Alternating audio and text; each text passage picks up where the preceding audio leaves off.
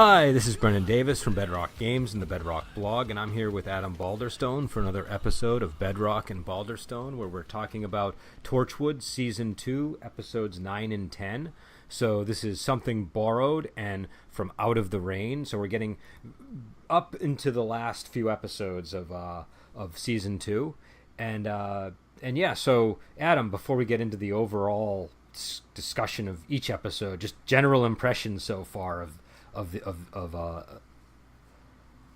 season. Yeah, of so the far? season. I'm enjoying the season so far. I mean, I don't know. It's not I mean, there hasn't been a whole lot of an arc to it so far on the whole. Like I said, we've had the whole Gray, Jack's brother thing come up a couple of times, but it's been very minor. I don't know. I'm not entirely sure how I feel about the whole thing with Owen at this point. It kind of fell by the wayside for the most part in the last two episodes. It only just barely mattered in the last. Like, it came up, but just barely. I would say, right? It came. The one way it came up in both episodes, where at both point the monster, monster figuratively in each episode, didn't feed on him because he was dead. We had that happen in both, but other than that, it's like, yeah, it didn't matter. But yeah, I'm enjoying the episode. The season overall is just a supernatural show. It's been pretty fun on the whole.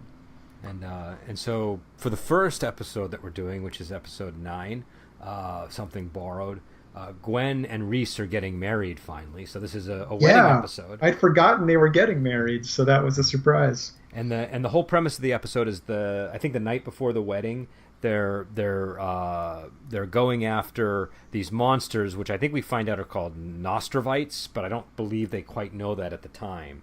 And it's a shapeshifter creature, and she's bitten by one of them. And the next morning she wakes up pregnant on her wedding day. So it's kind of like almost like a farcical type episode. Yeah.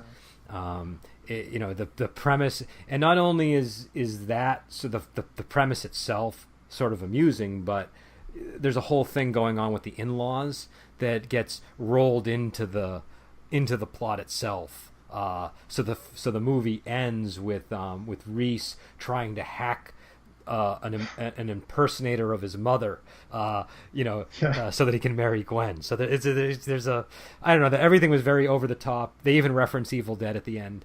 But there was also this sort of body horror element of she was bitten and impregnated, and we find out that the way that this functions is she wakes up and her belly's big, and it's basically like an egg of some kind. And the way that Nestorvites procreate is the male impregnates a host, and then the female violently extracts the egg, I think, and fertilizes it, or not, or something. I forget the exact. But there's another step that the female has to do, and it's in this situation it would result in Gwen's death. So what do you think of it? Oh, go ahead. Oh no, never mind. But it's what did I think of the episode? I liked this episode on the whole. It was just a fun kind of, like I said, it was kind of farcical, but it was it worked for me. It was silly moments kind of worked for the most part. The whole waking up pregnant on your wedding day is such a kind of ridiculous nightmare kind of. it's like the kind of thing that would happen to someone in a bad dream or something. But I thought this worked well. The characters for the most part worked well. The only element of this episode I didn't like was the whole Jack and Gwen thing that they kind of were kind of lingering on, like their lingering attraction. It's like I just don't find the chemistry there really works. I don't really get this. I don't know. It just isn't engaging enough for me to feel that it was a real obstacle. Whereas Reese and Gwen are really interesting characters together. I kind of believe in that. Whereas I just feel like kind of the Jack thing was like, I don't know. I just don't really really No, buy I it. agree. I agree with you. I agree with you a lot on that. I think I noticed it especially watching this episode last night. I was like, this is just number one. I'm tired of it. I think it sort of Yeah. like I don't mind having those kind of complications, and I feel like they were sort of doing it because they wanted to add. Like I think they felt it contributed something to the feel of this episode, like the over the top quality of it, but.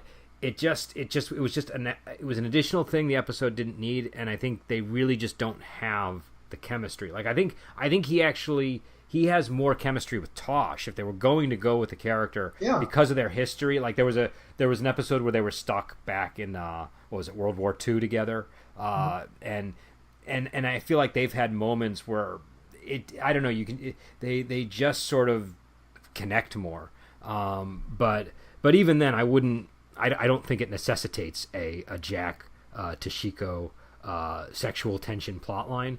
Yeah, and I But mean Owen and Gwen had more chemistry too. I mean, yeah, if they'd wanted, I mean, if Owen was still, alive in a true sense, if he kind of had this lingering regret over their relationship, maybe they could have done something with that. But it's just no, the Jack thing just doesn't well, work. you know why I don't? There's another reason I don't buy the Jack thing. It's because Jack, as a character, he's whimsical and like I just the he kind I don't really see him getting too hung up on any one human. Yeah. Do you know what I mean? Well, Like it felt to me, Jack being this immortal character who's lived for I don't even know how long at this point. It's like it felt like when they were trying to contrive some romantic thing between the Doctor and a companion, and yeah. it just like, yeah, I don't think he cares. Like and I think the reason why I thought there was more with Toshiko's character is because there have been moments where he felt like he had to protect Toshiko for some reason, and so I Yeah. could see that playing into that kind of thing. But I just don't see him as the kind of guy who can't let go of Gwen, and it just Well, yeah, I just had another thought too. The other issue with it is I don't think Jack has any respect for marriage as an institution anyway. So the idea that, oh no, Gwen's being taken off the table, it's like if he wanted to have a fling with Gwen, like in the future, like it wouldn't mean anything to him that yeah. that she was married to Reese. It's just kind of outside his moral boundaries to get worked up over someone getting married.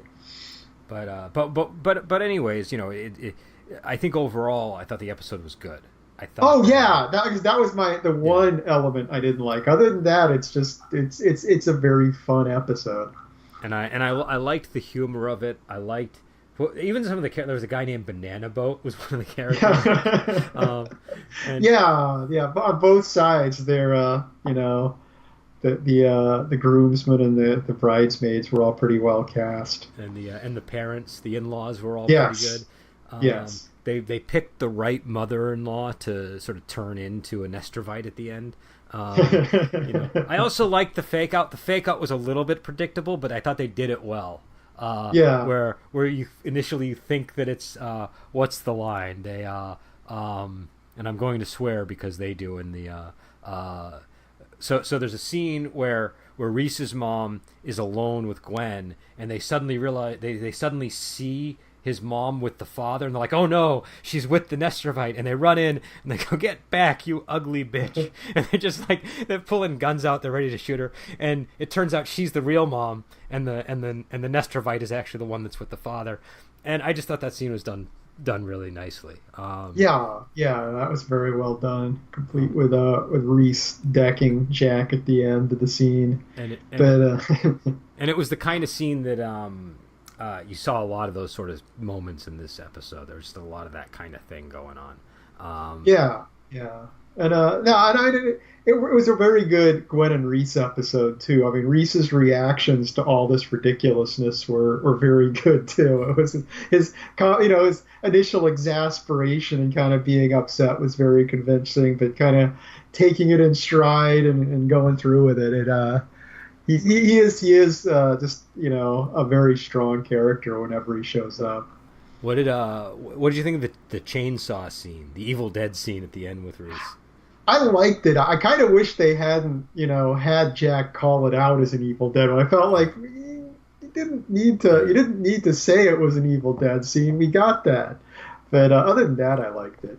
What did you think of Jack sort of being the one to take out the Nestrovite when the chainsaw went bad. On the one hand, it would have been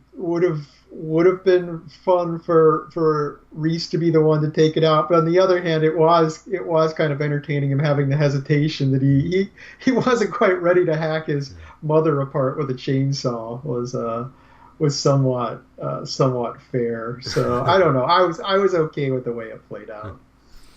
And then at the end, we also get a scene where Jack is going through some old photos, and we see a picture of him and a bride, right? That's right. We do. So, and it's funny. I could believe when it was a picture. When it was a picture, I bought the love story.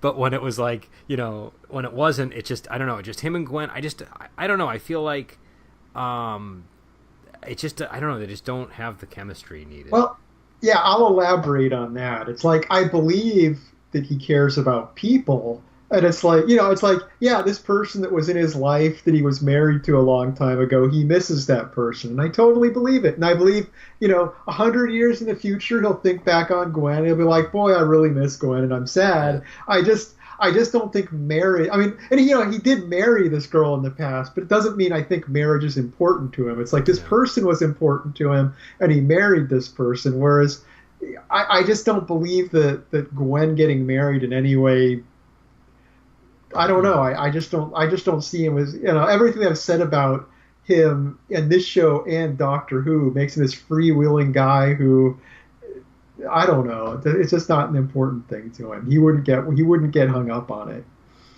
And and I think also, it kind of, I don't know. It's the sort of thing that, like, you can do that kind of sexual tension for like a season if you need to, but if you just keep doing it for the whole thing, it kind of gets old, especially when it reaches a point in the show where if either of them act on it, it feels like they're doing something wrong. Do you know what I mean? Like it gets, because it goes on so long, the viewer starts to really like Reese, and then you picture Reese suffering if they, you know what I mean? And Reese is such a good character, and he's been so well established that you just, for that element to work in the show, there would have to be part of me that really wanted Jack and Gwen to get together. Even if I liked Reese, if I also felt like there was a pang in me watching the episode going, boy, I kind of wish things had worked out between them. But there's not like one part of me that felt that watching this episode. Or if the show could devote all of its attention to dealing with it. Like if it was something like you don't want them to get together, but because they get together, it produces all this interesting drama and stuff. Yeah. And the show could linger on that. But this isn't that kind of show. They don't have the time to follow Reese around and and sort of get all the stuff they need to make it work. So I think I just think the episode would have been better without that little bit.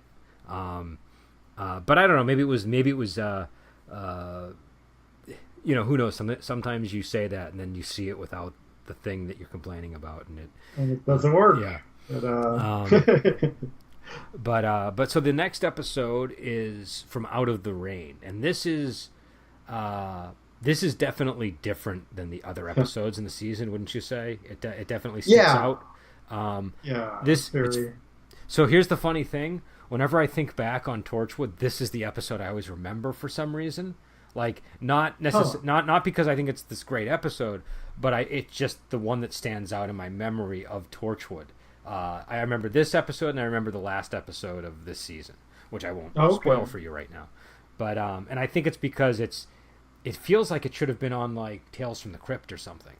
It's a very Ray Bradbury Something Wicked This Way Comes kind of feel to it, which the movie version of this Something Wicked This Way Comes came out when I was a kid, and I remember it being this super scary movie when I was a kid. So I do have this deep impression of that kind of mood it was going for in my head.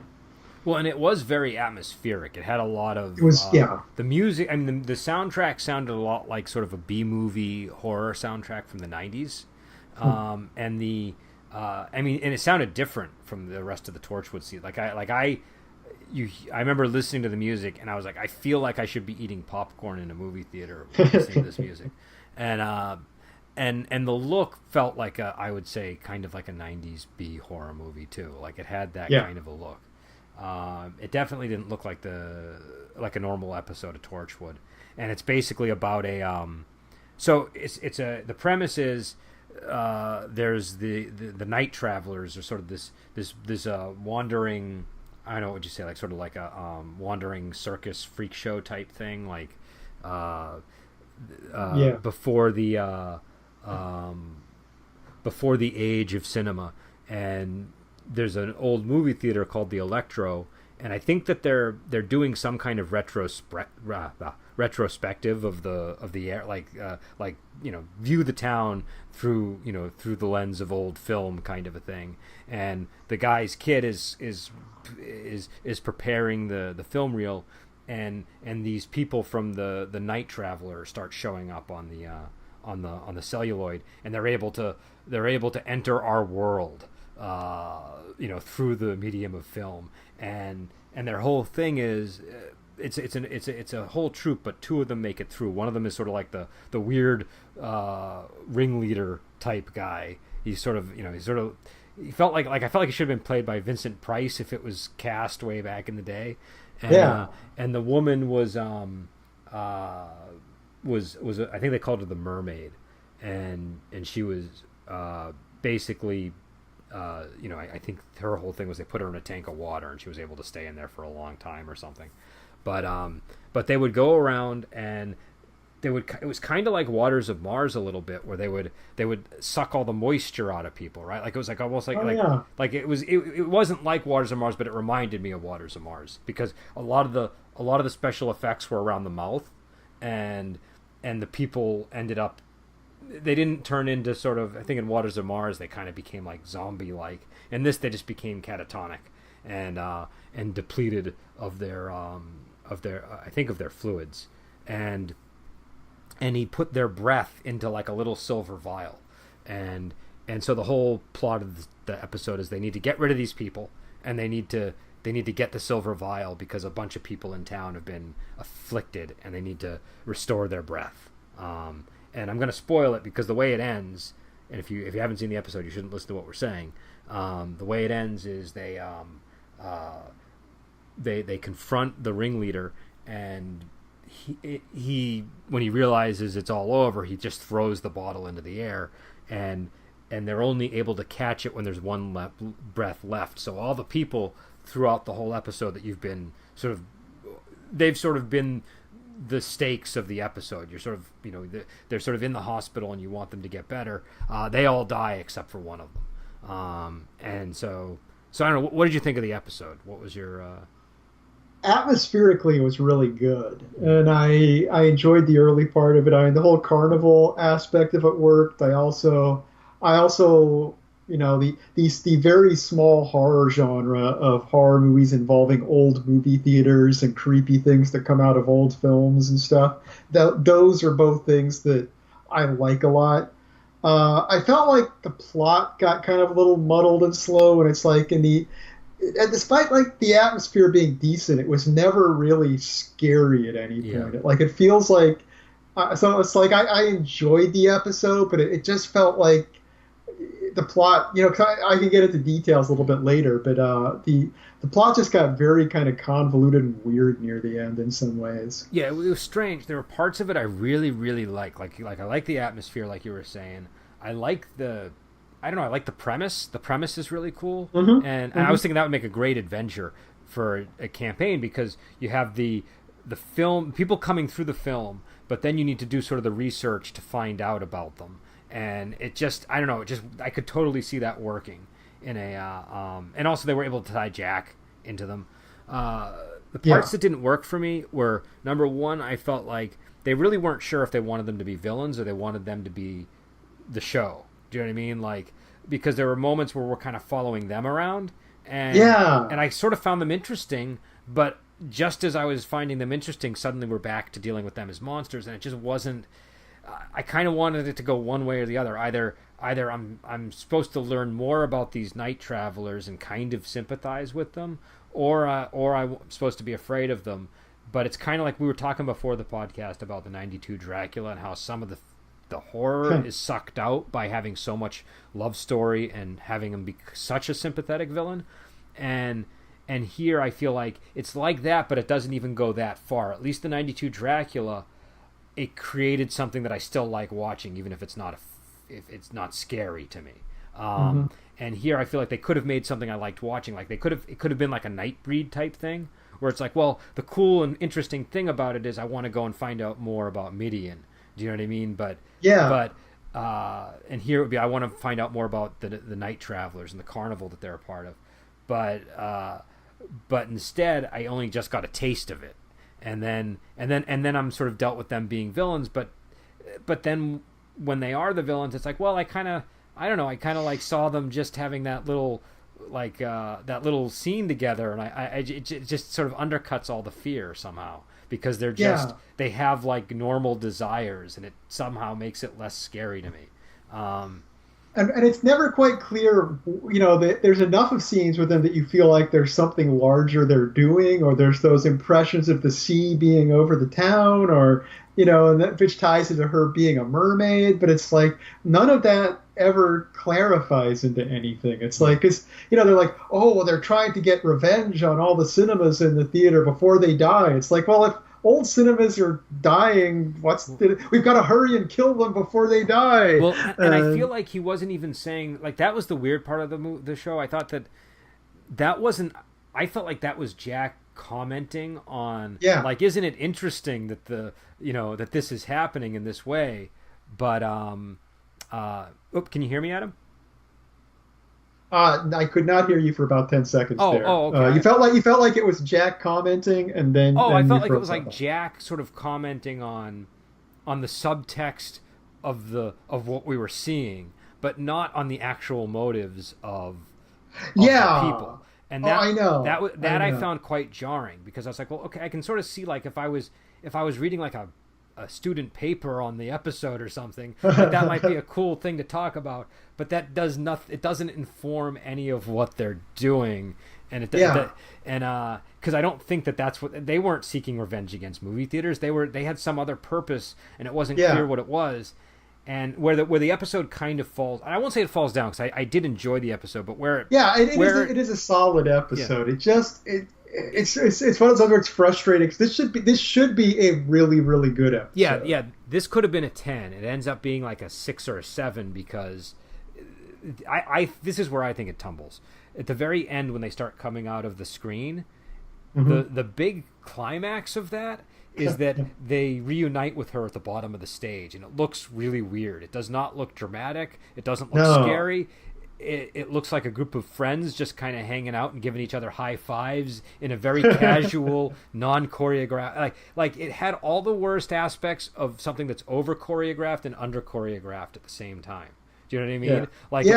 Like it looked like this was a big thing they were sort of building up to, but they didn't give the actors enough direction to make it all work. And the way that it was filmed just really made it underwhelming. And I just couldn't, like, it was like inescapable how bad that moment in the episode was to me. It just, and also the realization as that's happening that, wait, this is supposed to be leading somewhere, and it's I don't know where it isn't. It's like they're just,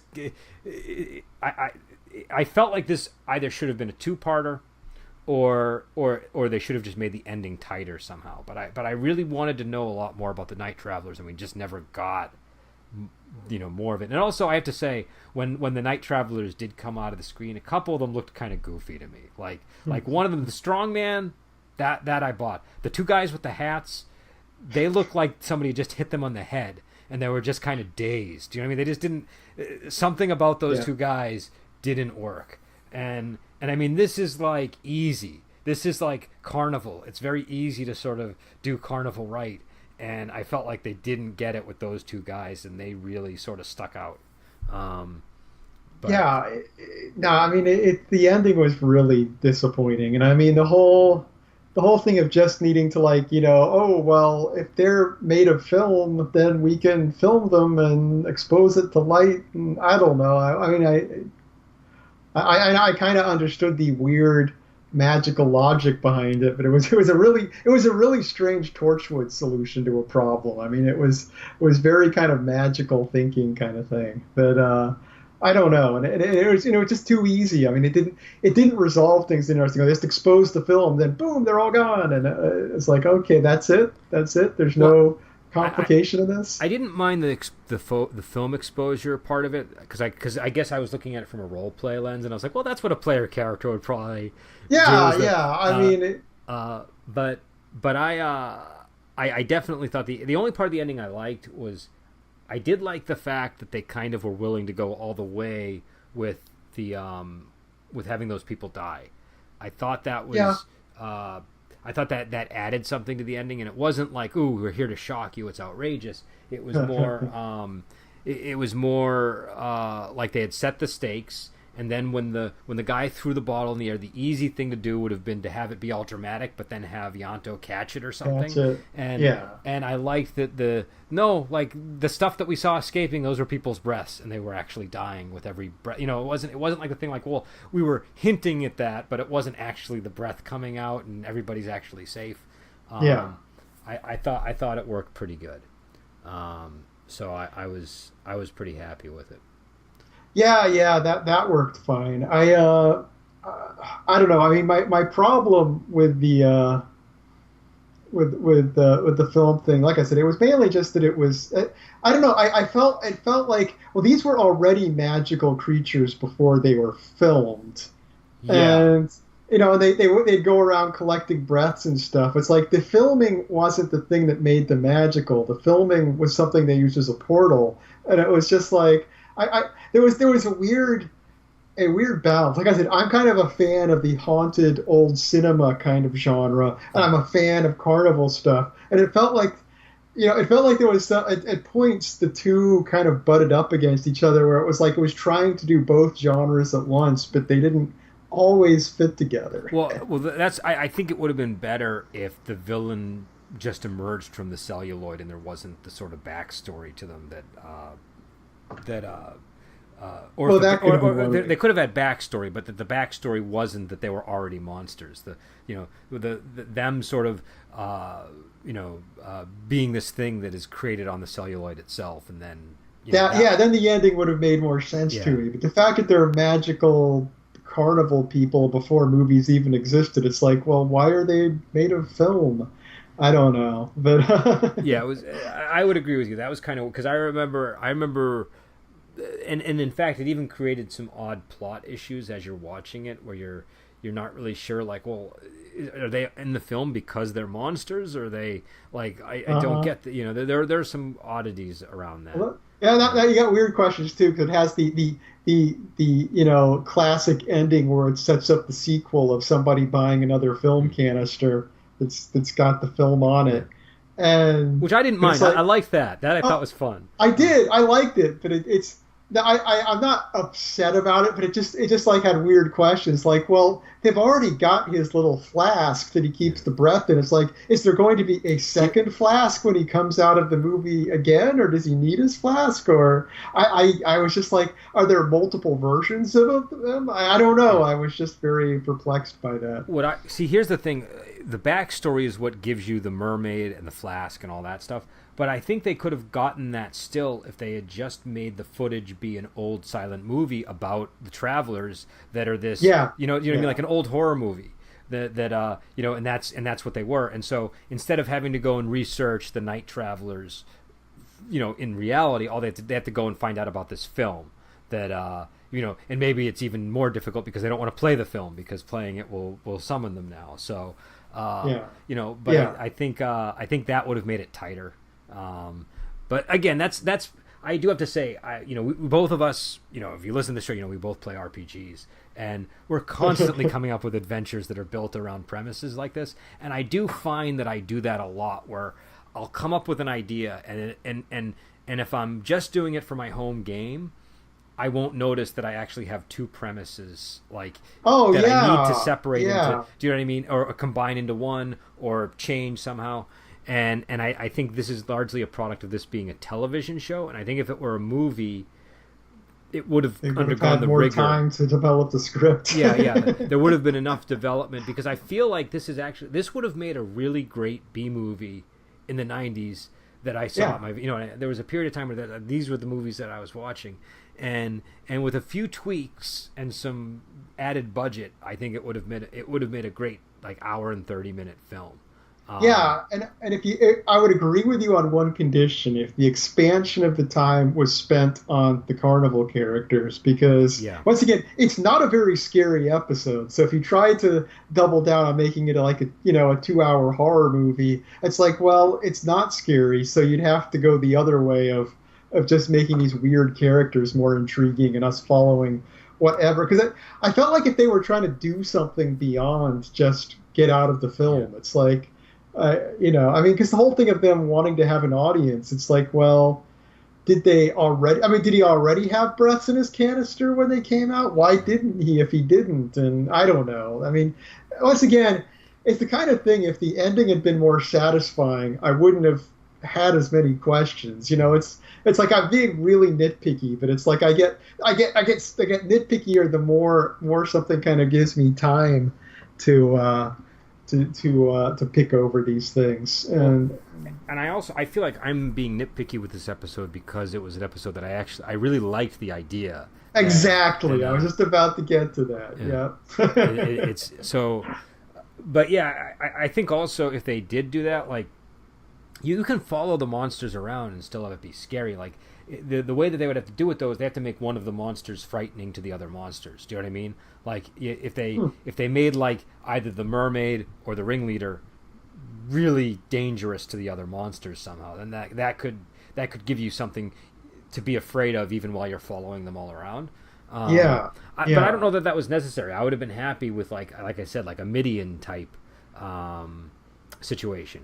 That would have been fine too. I mean, that would have been interesting, because there was the air in the episode of, wow, all these things that are lost that have been preserved just on film is kind of brought up early on. Yeah. And it's like, if there'd been a melancholy at the end, it's like, oh, it's kind of sad. We have to, we're forced to erase these people from existence, but there, it's a lost time that there was something kind of beautiful about. But if they'd carried that through the ending, that would have made it. That would have been an interesting way to go. But it's definitely an interesting episode. Like Mm-hmm. I always remember this episode of the series, and it just stands out. And I think it's because it's so different. There's only like a couple of other Torchwood episodes that even get into this territory, I think, and it feels, I don't know, it feels like a Tales from the Crypt, or it feels like it almost was meant for another show. That might be a little bit of a dated example, but my dated example I'm going to give is the Jonathan Pryce movie of Something Wicked This Way Comes. Anyone that liked this episode and hasn't seen that's the movie to check out. And maybe we'll do that movie. That might be an interesting. Sure, I own it on DVD. So okay, all right, I'm all set. All right. And yeah, so yeah, but again, I thought it was a good episode that could have been so much better. That was sort of my And when I say good, I mean average good, not like super great, but good. And but it had so much potential, and I did like the atmosphere. I liked the whole premise. I liked a lot of the I don't know, like just the I liked a lot of the details of the episode, but that I think where it really breaks down is, like I said, that climax scene on the stage is where I really kind of started to see some of the wheels come off. It's sort of like when sometimes TV shows, you forget that you're watching a TV show and you think you're watching a movie. And this movie, this episode convinces me I'm watching a movie for about 15 minutes, and then I get to that stage scene, and that's when the illusion is totally shattered. There are other things leading up to that work against the illusion, but that's the moment when it just all comes undone, and I'm like, no, I'm watching a TV show. I'm not watching a movie. Yeah, well, I would say too, this episode I felt very much like I was watching a good X-Files episode. I mean, obviously Yeah, comparisons between the X-Files and this show are pretty easy to make, but Torchwood really doesn't feel like the X-Files very often. yeah, But but the elements with the carnival in this felt like something that could be in an X-Files episode. It had that feel. yeah. That's probably why I'm thinking '90s too. That's probably Yeah, it why. probably is because Yeah, like I said, it was what you brought up. When you're watching a TV show and you feel like a movie, you're watching a movie. The X Files was back in the day was very good at being very cinematic. yeah, It would suck you into feeling like you were watching this little movie, and it would spend more time on characters aside from the main characters a lot of times too, in a lot of yeah. ways, which is what I wanted more of from this episode. But yeah, So yeah. So but anyways, I think I don't know. So far, I am feeling like season 2 is a little bit stronger than season 1 in some ways. I think season 1 had higher highs, um, but yeah. but I think that overall, this the consistency is better in season 2. Um, Yeah. Yeah, uh, I agree. It's a much more yeah. consistent season. But season 1 definitely had some notable moments. There were like 2 or 3 episodes that are like, wow, that was we didn't quite get those this season. I think. I agree. I agree. Yeah, I mean, me talking about how this episode wasn't scary. It's like there's nothing like Countryside in the season that I've seen Yeah, so far where they're like, we're just going to do a horror movie this episode. yeah. There's been nothing like that. But yeah, so we got 3 more episodes, so we're gonna try to do them in one go if we can. We'll see how that goes. That's always a challenge. Um, but we'll be back on, and I think this Friday we're doing the heroic ones for Wuxia Weekend, so people can tune in for that. We are going to move. We're doing Brotherhood on Wuxia Weekend, but we might move around a couple of the films because we want to bring Deathblade in to talk about Last Hurrah for Chivalry. So we might have to move that around a little bit. But either way, we'll this Friday will be the heroic ones, and I'm assuming maybe this Sunday or so we'll be doing the rest of Torchwood, depending on Adam's schedule and my schedule. And until then, we will talk to you later.